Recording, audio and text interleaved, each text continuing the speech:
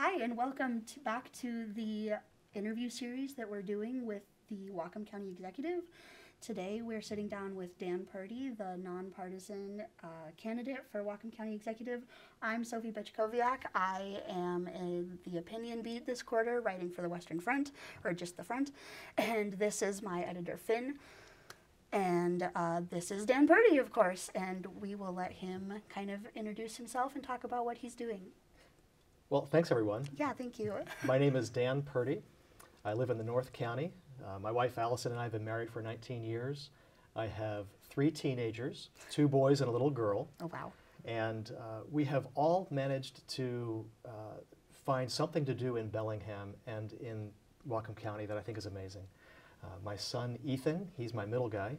He loves riding mountain bikes on Galbraith and free riding and hucking his body off of giant cliffs and ramps.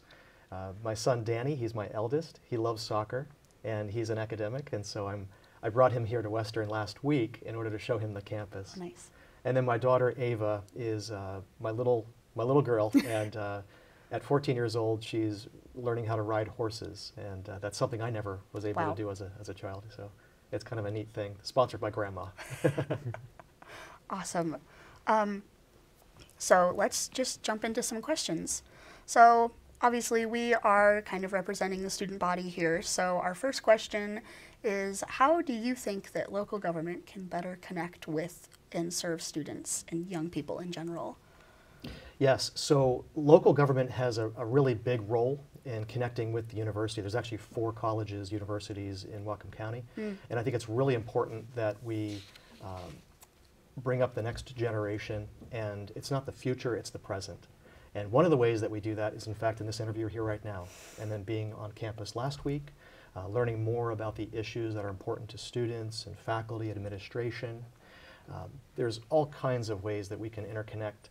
We've got many different interests in Whatcom County, and that includes our indigenous populations, our farmers. We came from an ag society, and we continue to have many interests there.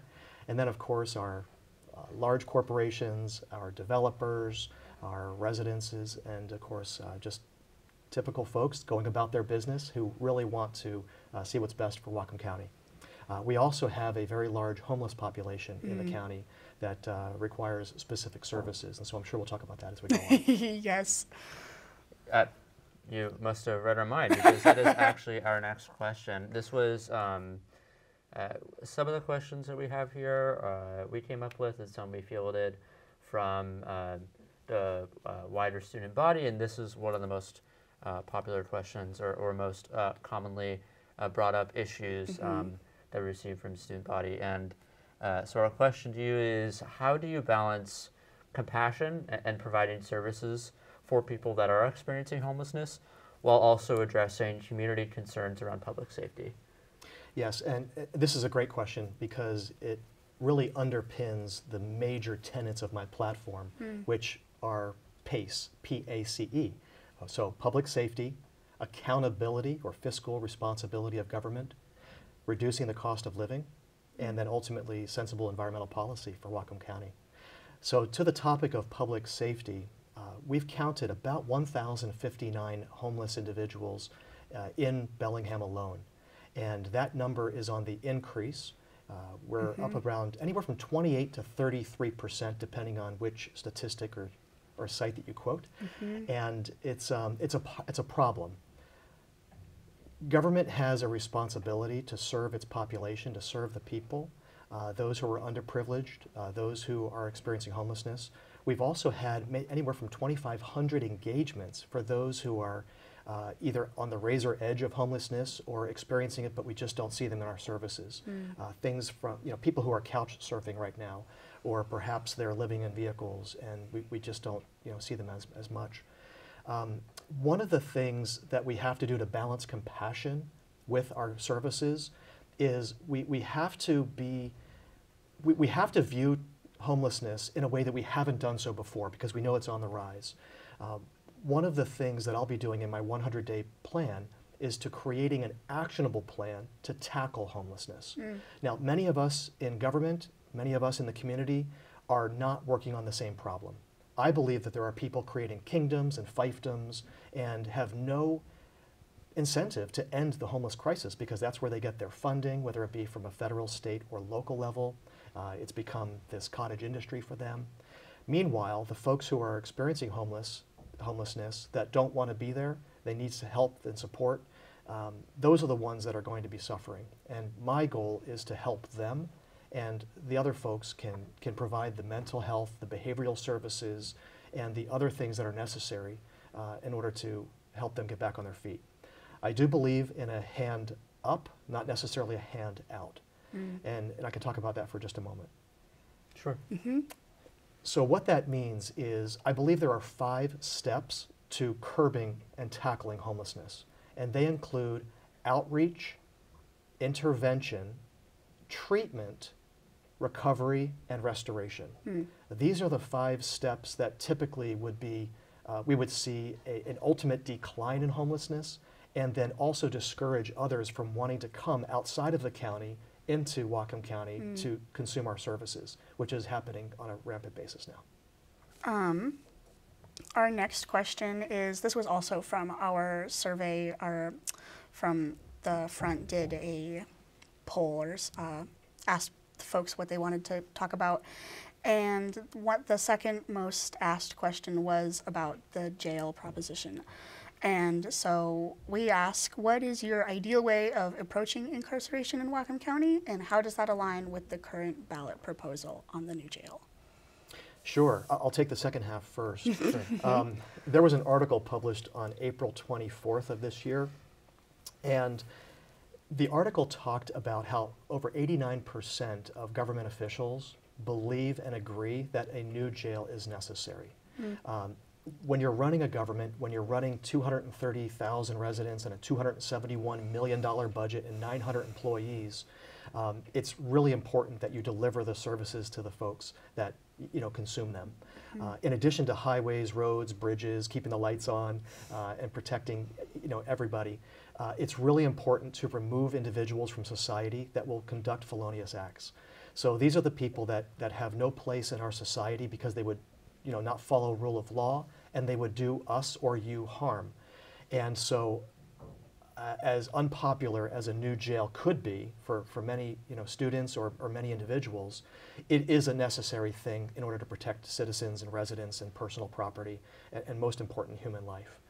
So my personal beliefs on this topic are that the present jail is been in a state of decline for at least 21 years. I was actually on the last tour on June 30th of this year, and just a few days later, an incarcerated person broke out of a cell into the hallway, like literally broke the lock and got into the hallway, and that's very difficult to do, as you know, in a prison setting. So we need to make sure that we're keeping up with the standards of a humane jail, and right now we just haven't been there in years. One of the things that we're really challenged by in the present jail, because it's 148 beds, is some overcrowding, especially during COVID. We had to double up and in some cases even triple up with some individuals. In addition to that, there's black mold in human contact areas, food prep areas. A lot of the equipment is no longer suitable. It's very expensive, and there's obviously rules at both a state and even a federal level as to what kind of equipment you have. You can't go down to Home Depot and buy schlag locks. And so these are some of the challenges that we have. The new jail is going to be out in Ferndale area on La Bounty, and it will have anywhere from 400 to 700, maybe even 750 beds, and it's right-sized for the growing population of Whatcom County. Even though we have 230,000 people in our county, within an hour and a half of us, we have 8.5 million people, and that's throughout the Cascadia region. So you can imagine with where we're at geographically, we are on the cart path with drug trafficking, gang activity, and a host of other societal ills that prevent us from protecting the public. And so that's why a jail would help us to not only remove those folks that don't belong in our society for some period of time, but it would also provide an incentive from others who would continue this $112 billion organized crime retail theft that we see throughout the county. Sure. One question that we asked in our previous interview was how did the jail get to this point, and I guess how can that overcrowding or neglect be avoided with a new jail? Yes, so how we got here, where there were several other ballot initiatives that had been in previous years, and the residents just didn't like the way that the language was written. They didn't see their tax dollars being spent appropriately, and I don't think the messaging was right. It just didn't serve the people, and so they determined that those resolutions would fail. The reason this one is different is because we have such a growing harm in the community, especially with the onset of fentanyl and with individuals who are increasing their lack of, I would say, it's just their lack of care for rule of law.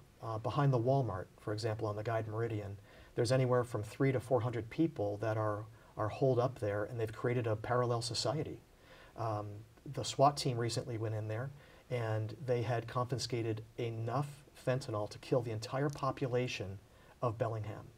That's 93,000 people, including this campus. And so this is not fear-mongering. This is not trying to scare folks or whatnot. This is just the facts, and we have to deal with the facts and reality, which is where we're at. We have another question that is, we're actually just talking about it before we started rolling, and it's another question that's issue that's of deep importance to many students among and regular people. And just members on campus, the professors. It's rent, the price, cost of living in Bellingham. So many people, especially students, are struggling to pay for rent, but community members are also frustrated with the power imbalance between landlords and tenants. So how would you address this issue, which is widely perceived to be the major community crisis in Bellingham and Whatcom County? Yeah, so I think it's one very important topic, and it speaks to the second point of PACE. I'm sorry, the third point of PACE, which is reducing the cost of living. This gets pretty complicated and technical because of the root cause analysis of these types of things. Specifically, this comes down to our permitting process within the county, which has been underserved and understaffed for many, many years. And that's one of the things in my 100-day plan that I'll perform an executive review upon, is that permitting process. We've got a bunch of actors in the county who are against growth. Whenever you try to build something, or whenever you try to develop new properties or ADUs or different types of things, they're just not in favor of that, and they'll put up roadblocks and barriers to that opportunity. I've met with, just in a hallway conversation outside of the Bellingham City Council meeting, I've met with the Tenants Revolt. And so I understand some of the concerns, not all, but I understand some of the concerns. And my understanding of the issue is that landlords are jacking up the prices of rent really high to prevent certain populations from renting, or they're just not able to afford it, and so they move on to the next the next building or room or whatever it might be. That's a concern of mine that I've only recently been made aware of, and I take a real interest in that because I'm all about fairness and level playing fields. But one of the things we have to really evaluate are the zoning laws. We have to get back into that building process. Why does it take so long to get a permit? Also, when you roll back the clock, maybe 10, 15 years, and you talk about the types of housing that we thought about, back in the early 2000s or mid 2000s, maybe the county got that wrong. Maybe folks were focused on single family residences, and maybe they weren't focused on more condos or more types of smaller dwellings. So there's all kinds of things that we can do at a county level, but there's a timing issue. But by the time you get the plan out there, you start developing and pulling permits. We just don't have, it's a very large ship to turn, that it's really hard to get those things right. But I think for right now, looking at the legislative branch of government and some of the things that they can do would be very helpful. As you probably are aware, on the Bellingham ballots this year, there's an initiative around taxing or even prohibiting landlords from doing certain things in terms of evictions or raising rents to a certain percentage. So that's something for the voters to consider in the Bellingham space. Well, you briefly touched on this, so we're going to move this question up just a smidge.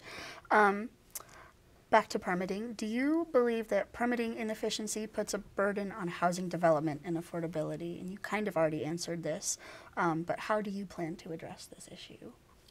Yes, so this is something that is a part of my 100-day plan, the executive review of the permitting process.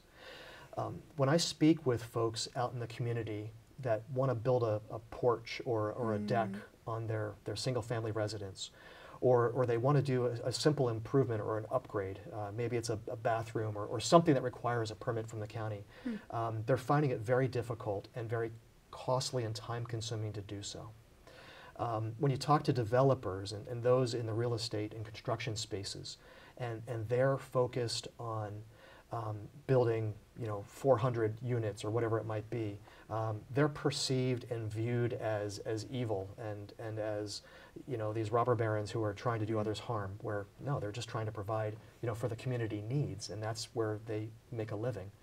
And so what I believe in is I believe in fair and reasonable practices, and I believe in a free market that people can make a decision. If they want housing, they can help determine the pricing of that by allowing more building in these urban growth areas and some of the designated places that I think folks in county government are blocking because they like to preserve the open space, or they're just not willing to allow some of these things to happen because maybe they haven't allowed Bellingham to grow as well as it will. And if you think about it, even if Whatcom County grew by 50% from its present numbers, that would put us at about 350,000 people, just roughly numbers. And we don't even have the infrastructure to support that level of new folks coming in, whether it be highways, roads, bridges, our power grids, our transportation system. I mean, we would, as wonderful Washingtonians and Whatcom County folks, we would adjust and rise to those challenges, of course. But we're just not even prepared for that level of growth. And so I think some of the folks who are not interested in seeing us grow that big, maybe they're already here and they're like, hey, I'm satisfied, I'm happy, no need to grow any bigger. Well, it's the folks like students and others that want to come into this county and develop a career or take their degrees and put them to use, or start new businesses or see new industries founded here that they can work in. It's those folks that are ultimately going to be strapped because we don't have the right amount of housing for those new industries to have incentive because of our rules and our zonings and our laws, and then also because of the fact that we don't have places for these employees to live. Sure. Switching gears a little bit. So water has been as a county issue related to access to water, but also healthy water for nature and ecological habitats. So how will you, as county executive, how will you preserve and expand healthy water habitats and access for both wildlife and Whatcom County residents? Yeah, and to be clear, Whatcom County doesn't have a water issue. We've got a water timing issue. So water comes down from Mount Baker and just deposits sediment all over the place, wherever it goes. And then, of course, it leads to 25 tributaries into Lake Whatcom, which is where 50% of our drinking water comes from in Bellingham. So underneath our feet is giant aquifers, and one of the things that is happening right now within our county is something called a water rights adjudication process.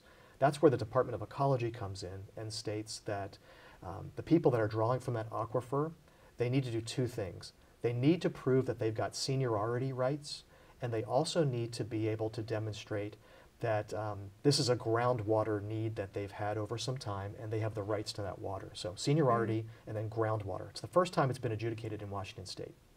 I'm going to put a pin in it right there because I don't want to, that's not your question. Sure. But in terms of the watersheds area, I think Whatcom County does a great job of protecting and preserving our watersheds, especially in and around Lake Whatcom. We've got stormwater best management practices. There's new culverts. There's fish ladders that have gone in on the Mount Baker Highway. We haven't done a great job of maintaining the river system, especially the Nooksack, because we've allowed sediment to increase over, a long time, and so that leads to flooding, as we've seen for decades, even prior to November 2021 in Sumas, Nooksack, and Everson, which were 100-year events. In terms of Lake Whatcom and the water quality there, we're doing pretty well. What we're not doing, though, is we're not treating the water. Well, let me back up. So in terms of context, the state has mandated certain levels of phosphorus content in the water. And so what we've done as a county, I think, has been some percentage of the solution. We've done all of these things on the land, things like disincentivizing people from using fertilizers or snow melt for runoff, encouraging them to use different types of shrubberies, grasses, or landscaping, whatever it might be. And then, and there's other things as well. But what we haven't done is we haven't treated the water itself to reduce the phosphorus levels, which I think is kind of silly. There's mechanical apparatus and there's chemical treatments that we can do to improve the phosphorus levels in the water, and that's something that I would intend to study further. We just have a couple brief questions as we wrap up here. We asked Executive Sidhu what he had learned from his first term that he wanted to potentially apply to a second term or just going forward in life, and so I'll kind of modify that question. What have you learned? Is there something that you've learned during your campaign that maybe when you first had the idea to run for executive that maybe you changed your mind about, or just something that you learned and changed your perspective that you would like to apply if you're elected? So the campaign has been going on for at least 5 months.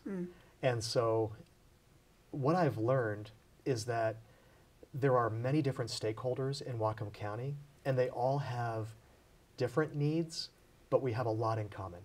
And what's in common is that we've all chosen to live here. We all want to be a part of Whatcom County. We were talking before the show, and you both grew up here, and you know what it's like. I only found it accidentally after many, many years of searching this world, and just kind of stuck. Yeah, it's a great place to live. It's a wonderful place to live, to raise a family. Yeah, I love it. Yeah, and who wouldn't, right? So we have a lot in common, and I think that what differentiates us and what separates us is very, very minor. It comes down to our approach. It comes down to certain ideologies and philosophies, and those are all things that we can work within. We can compromise, we can collaborate, and we can get to the right answers. I've spoken with the Lummi Nation here this last week, and we have a lot in common in terms of where we want to go, and that's one thing that I've learned. They recently had 7 deaths from fentanyl on the with their population on the reservation, and it's been really difficult. And so meeting with them and seeing their pain has really given me a deeper appreciation for the livelihoods of individuals, the struggles that many people have with addiction and substance abuse disorder. That's not something that I've personally struggled with, and so it's made me much, much more aware of what influences people's decisions and their choices.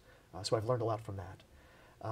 In addition to that, I've found that with Bellingham being the largest voice in Whatcom County, 93,000 people, is roughly 40% of the county, there are a lot of other voices that are unheard and in some cases stifled.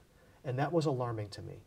We've got a large population of anywhere from 2,000 to 5,000 people up in Point Roberts, which is geographically stranded in Precinct 101.